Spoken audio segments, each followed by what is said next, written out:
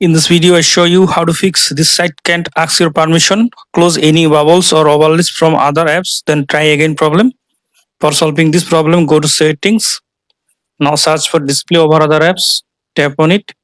Tap on display over other apps. Now disable all display over other apps.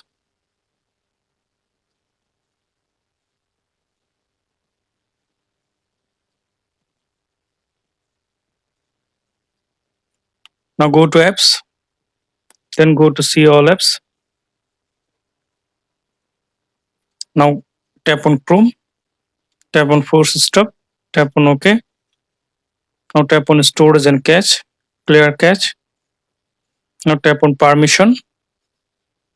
Allow all permission. Camera, microphone, location, photos and video, or any other permission. Now restart your phone. After restart your phone, now I hope that this method fix this site can't ask your permission, close any bubbles or overlays problem. Thanks for watching. Don't forget to subscribe.